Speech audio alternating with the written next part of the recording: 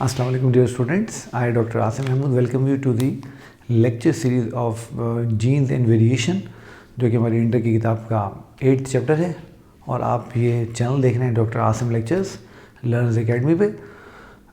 पिछले जो हमारा लेक्चर था जो कि हमारी जेनेटिक्स की सीरीज़ का 3rd लेक्चर था उसमें हमने बात की थी मोनोहाइब्रिड क्रॉस की और साथ में हमने थोड़ा ऑनर किया ग्रिगोर जॉन मेंडल को, हमने अप्रिशिएट किया उसकी जीनियसनेस को। आज मैं आपसे दो बड़े इंपॉर्टेंट टॉपिक्स की बात करूंगा। पहले मैं आपसे बात करूंगा टेस्ट क्रॉस की, फिर सेकंड नंबर पे आज मैं आपको डाई हाइब्रिड क्रॉस बनाना सिखाऊंगा और फिर नेक्स्ट टाइम मैं आपको उसके जो है वो रिमेनिंग जो चीज़ें होंगी उसमें रेशो कैसे देखते हैं, उसमें लॉ ऑफ इंडिपेंडेंट असॉर्टमेंट क्या होती है उसकी बात करूंगा। तो आइए शुरू करते हैं। आज का पहला टॉपिक हमारा, हम बात करते हैं टेस्ट क्रॉस की।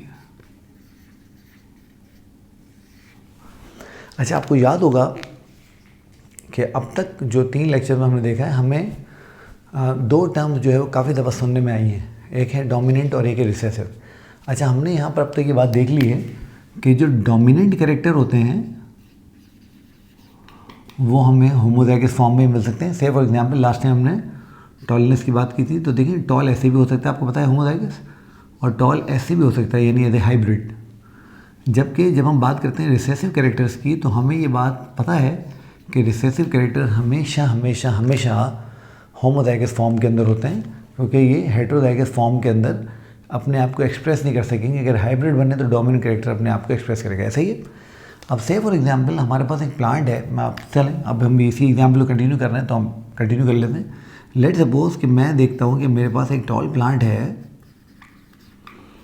और मैं उसको क्रॉस करवा रहा हूँ एक ड्वार्फ प्लांट से। अब ये जो टॉल प्लांट है ये होमोजाइगस टॉल है या हेटेरोजाइगस टॉल है, हाइब्रिड है, मुझे इसका पता नहीं है, हम में से किसी को भी इसका पता नहीं है, क्योंकि हम फिनोटाइप देख रहे हैं जो कि फिजिकल एक्सप्रेशन है। हमें पता नहीं है कि ये होमोजाइगस टॉल है या हेटेरोजाइगस टॉल है। तो अब हमें करना क्या है, हमें डोमिनेंट कैरेक्टर को रिसेसिव कैरेक्टर से क्रॉस कराना है टेस्ट क्रॉस में। तो हम क्या करेंगे, हम कैपिटल टी को ड्वार्फ से क्रॉस करा देंगे। अब दो केसेस हमारे पास हैं, आप अभी देखिए, अभी आपको 1 सेकंड में समझ में आ जाएगी सारी बात। अब देखिए, अगर तो ये होमोजाइगस डोमिनेंट हुआ ये वाला तो हमने इसका कॉमन लिया, ये तो होगा ही होमोजाइगस का कॉमन आ गया। जब ये क्रॉस करेंगे आपस में तो जितनी भी ऑफ स्प्रिंग हमारे पास आएगी वो सारी की सारी डोमिनेंट कैरेक्टर के साथ आएगी। ऑलराइट, ये हमारा केस 1 हो गया। केस 2, अगर इसी को मैं हेटेरोजाइगस कंसीडर कर लूँ और इसको ड्वार्फ से क्रॉस करवाऊँ, क्योंकि क्रॉस हमें रिसेसिव कैरेक्टर से ही करना है डोमिनेंट को टेस्ट क्रॉस में। तो देखिए क्या होगा, इसका तो हम कॉमन ले लेंगे, ये हमने इसका कॉमन ले लिया, इसका हम कॉमन नहीं ले सकते तो हमें लॉ ऑफ सेग्रीगेशन को अप्लाई करते हुए इसको अलग अलग करना होगा। ये हमने इसको अलग कर दिया और बीच में क्रॉस की साइन। अब देखिए जब मैं इसे क्रॉस करूँगा तो मेरे पास रिजल्ट क्या आ रहा है, ये मैंने सिंपल पीनट स्क्वायर बना लिया, ये गैमेट यहाँ प्लेस हो गया, ये गैमेट यहाँ प्लेस हो गए। तो देखें ये 50% जो जनरेशन होगी वो डोमिनेंट कैरेक्टर के साथ होगी और 50% जनरेशन जो होगी वो रिसेसिव कैरेक्टर के साथ होगी, यानी 50% डोमिनेंट एंड 50% रिसेसिव, जबकि यहाँ पर इट वाज 100% डोमिनेंट। तो हम क्या कर सकते हैं, हम किसी भी डोमिनेंट कैरेक्टर की होमोजाइगोसिटी या हेटेरोजाइगोसिटी पता चला सकते हैं उसको रिसेसिव के साथ क्रॉस करके। तो ये जो प्रोसेस है इसको हम नाम देते हैं टेस्ट क्रॉस का। तो what is test cross? A cross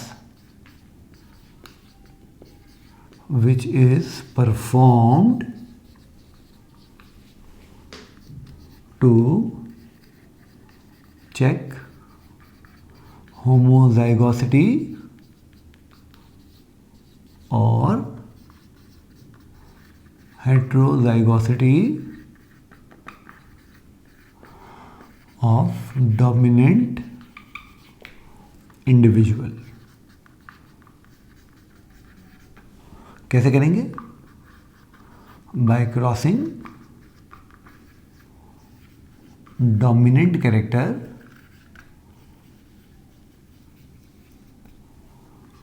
with recessive one। Result आपको पता लग गया है। ये आपका केस 1 है।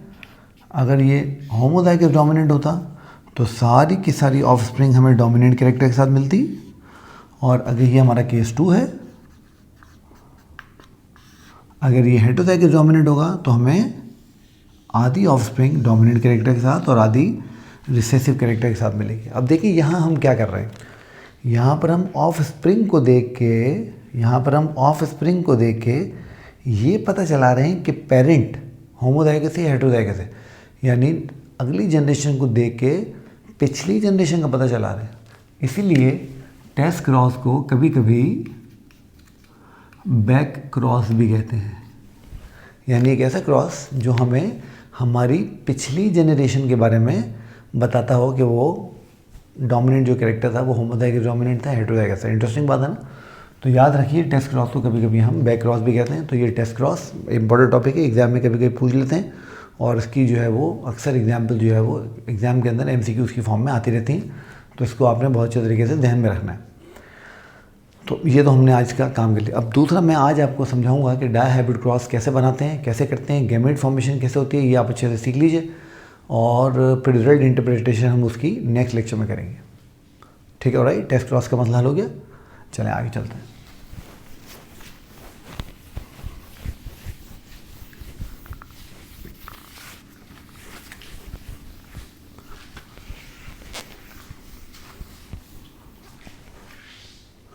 अब ज़रा देखिए, अब हम बात करने जा रहे हैं डाई हाइब्रिड क्रॉसिंग की।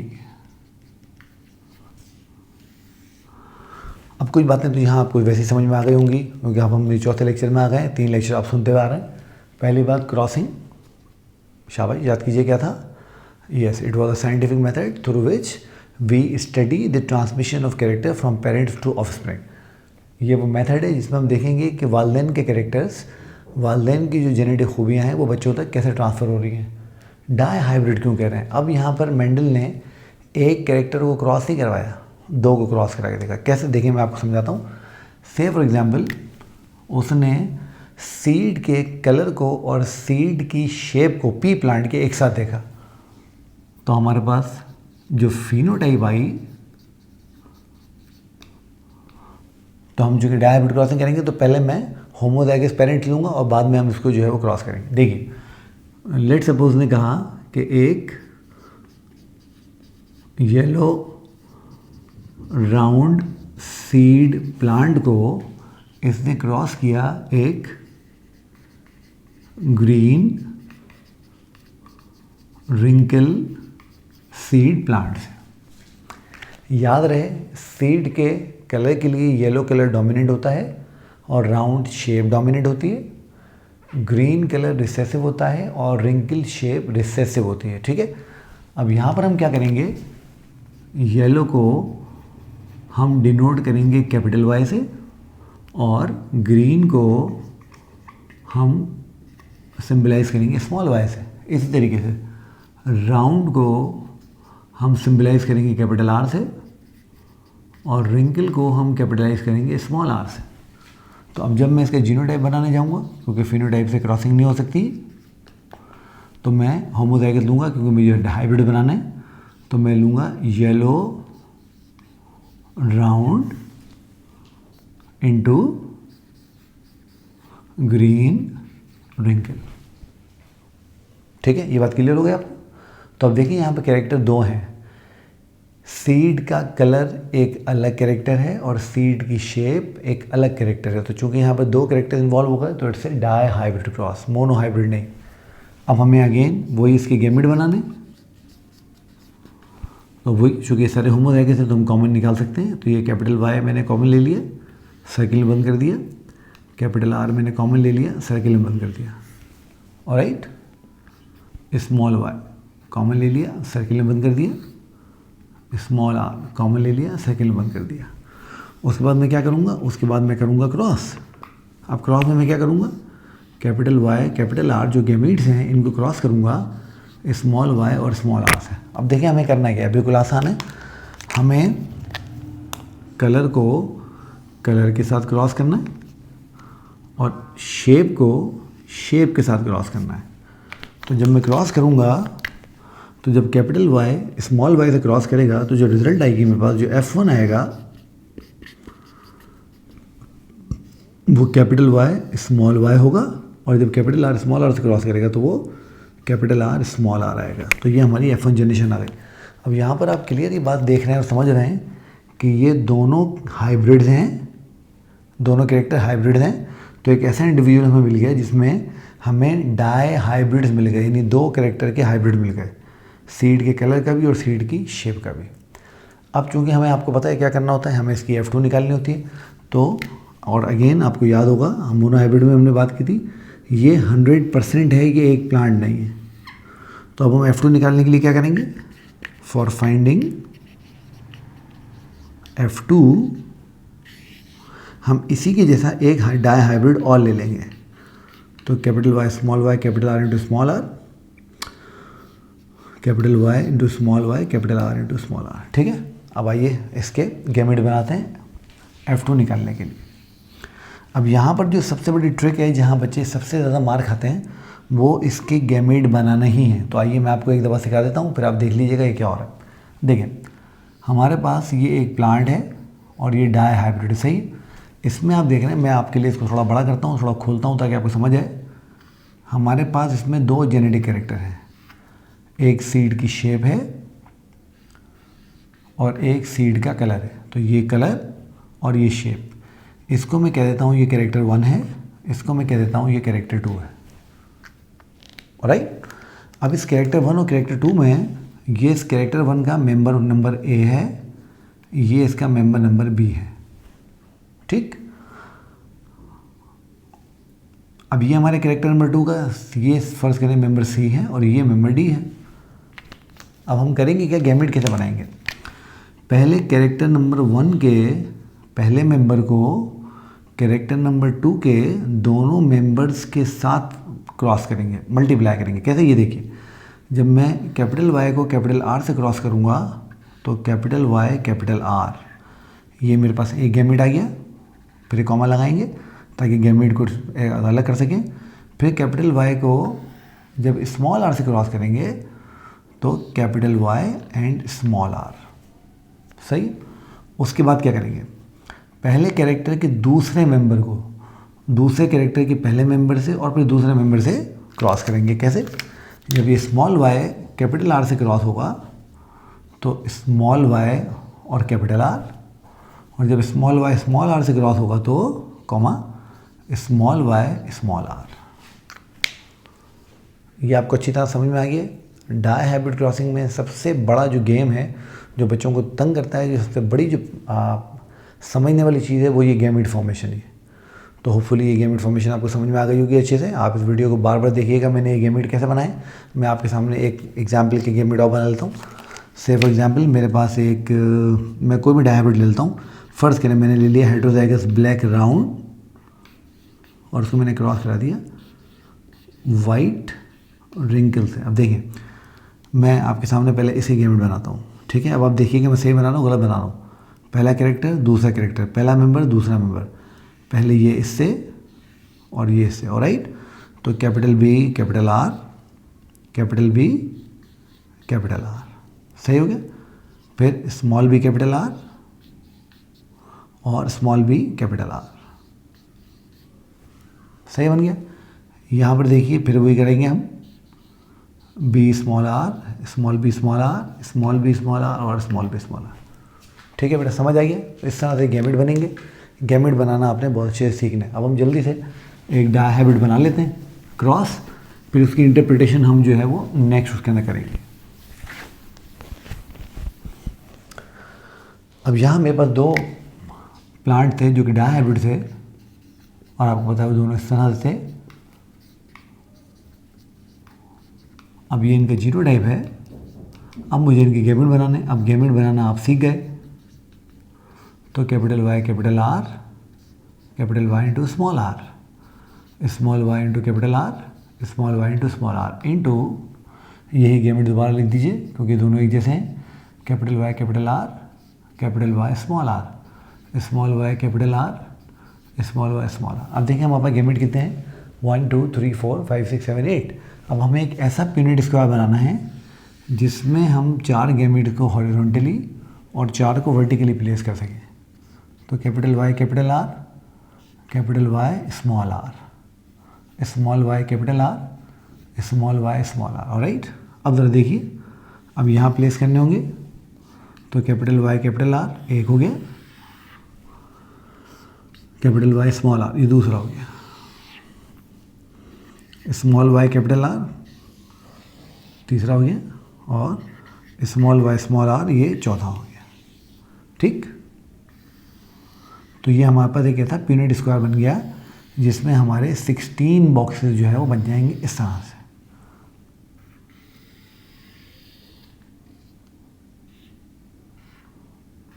अब हमें क्या करना है, कुछ भी नहीं करना, वही टेक्निक जो हमने इस्तेमाल की थी कि हम शेप ना कलर को कलर से मल्टीप्लाई करेंगे और शेप को शेप से। तो capital Y capital Y capital R capital R, capital Y capital Y capital R small r। समझ आ रहा है आप लोगों को? Capital Y small y capital R capital R, capital Y small y capital R small r। Right, capital Y capital R, capital Y capital Y, capital R small r, capital Y capital Y, small r small r, capital Y small y, capital R small r, capital Y small y, small r small r। फिर capital Y small y capital R capital R, capital Y small y capital R small r, small y capital R capital R, small y capital R small r। फिर capital Y small y capital R small r, capital Y small y small r small r। फिर small y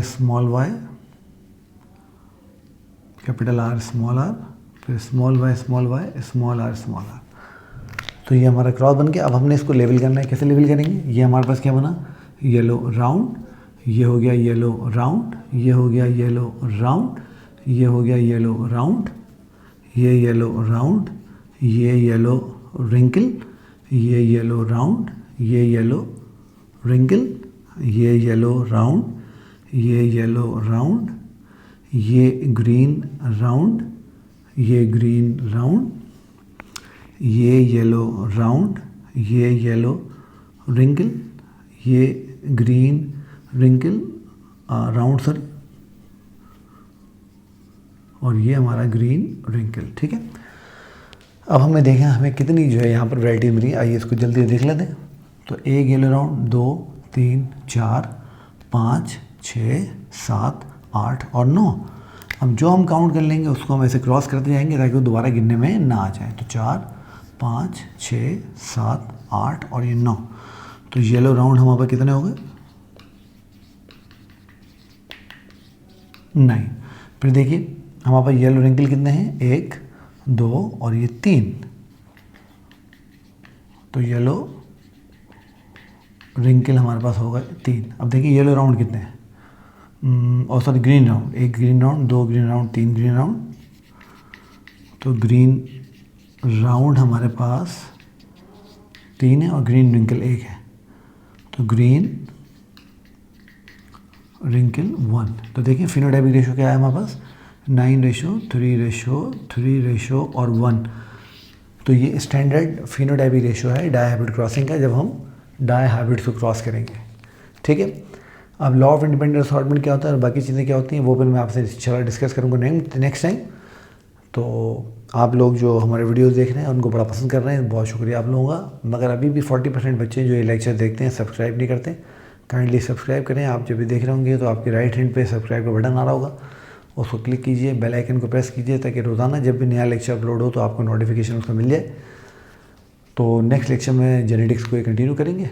till then अल्लाह हाफिज़।